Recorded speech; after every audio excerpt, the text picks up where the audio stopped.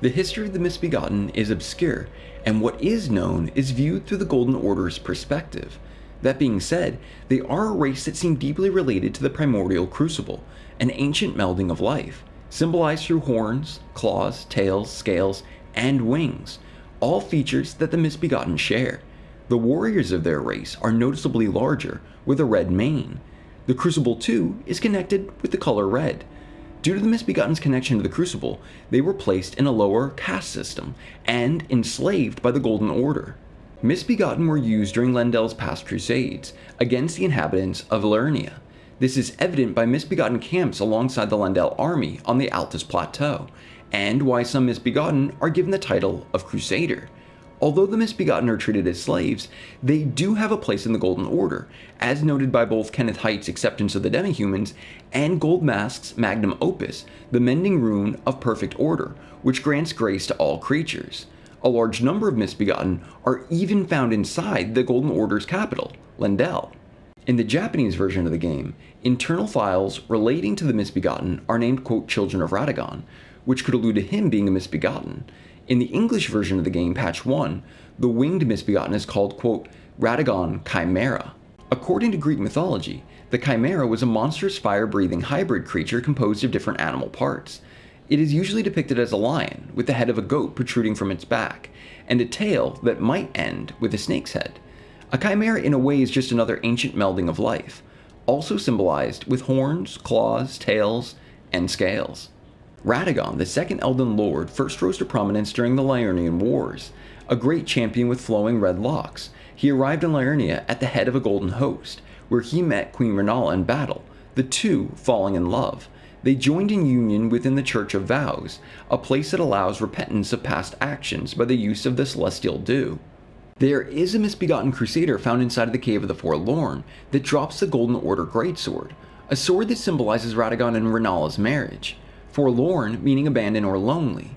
Again, it was during the Crusades of Liurnia that Radagon joined into the union with Rennala, a union that when broken, left Rennala abandoned.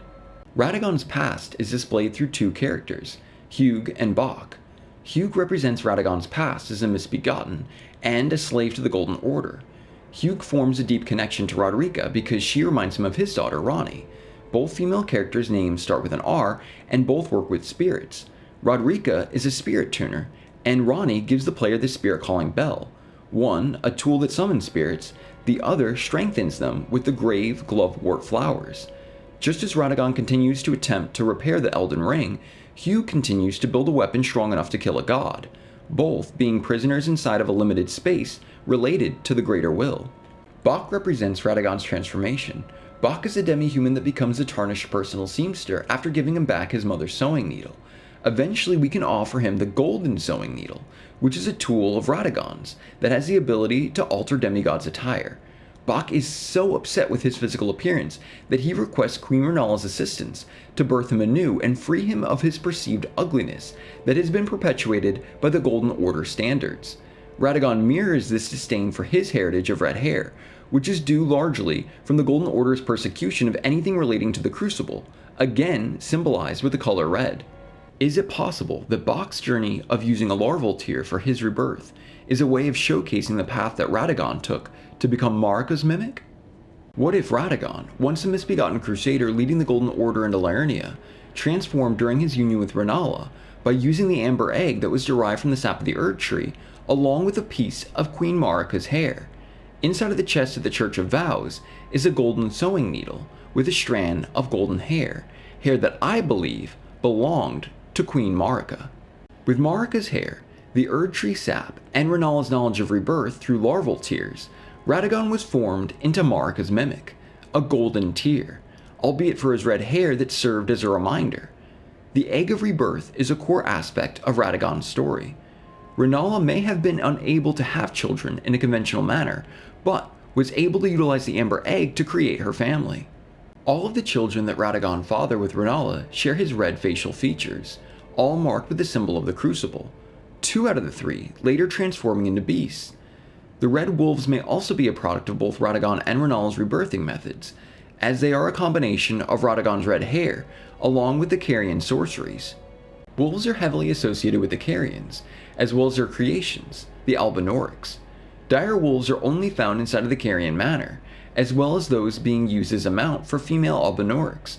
The albinaurics use these mounts due to their mobility issues.